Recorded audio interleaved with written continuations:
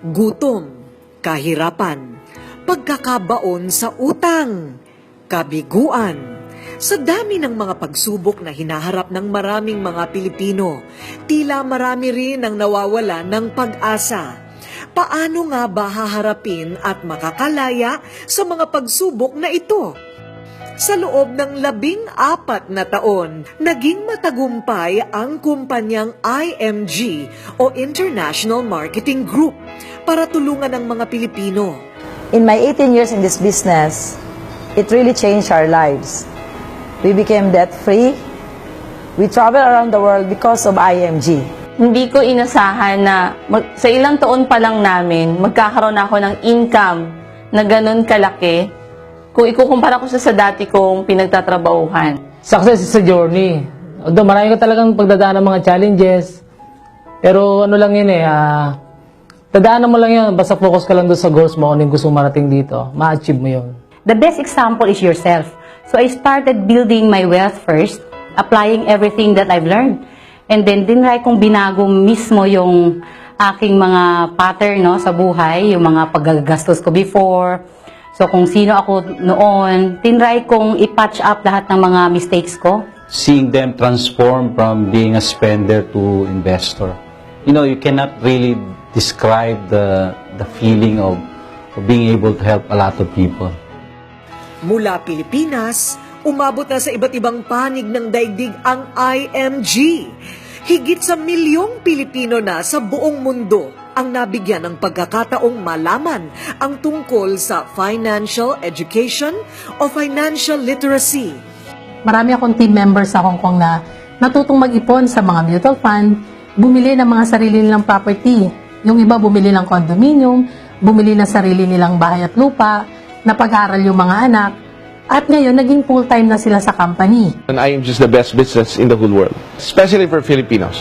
You bring a Filipino anywhere in the world and you give him the right chance, a Filipino will become more successful than anybody. Will we teach you how money works and how money will work for you? One day in this business is a day wherein someone that you probably don't know anymore would come to you and say, "Thank you, natulungan mo ko, i-change mo yung buhay ko dahil nakapag-ipon po ako." I need to forward this information to as many people as I can para matulungan ko rin sila. I think it's a very fulfilling thing to see these people change from who they were to what they will become in the future.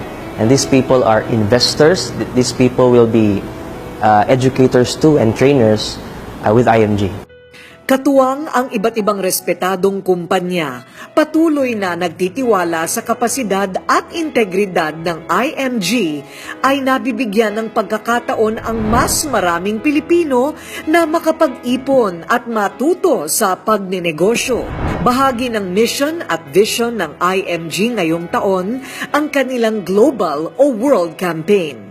1 milyong pamilyang Pilipino sa taong 2020 ang dapat may sapat na edukasyon sa pananalapi. By 2020, if we were able to educate 1 million families, meaning and can help a lot, especially improving the economy of the Philippines. The most important checkup that you should be doing right now is financial checkup.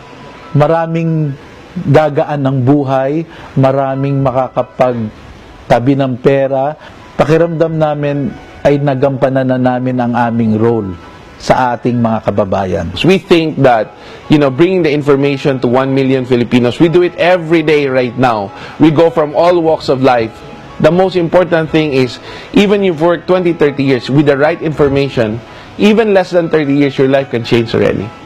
Bagay na magiging susi o kasagutan para maabot ng mga Pilipino ang kanilang mga pangarap at tuluyang mabigyan ng magandang kinabukasan ang bawat pamilyang Pilipino na miyembro ng IMG. The best business in the world is financial industry. The best business is money industry. And the best business would be IMG.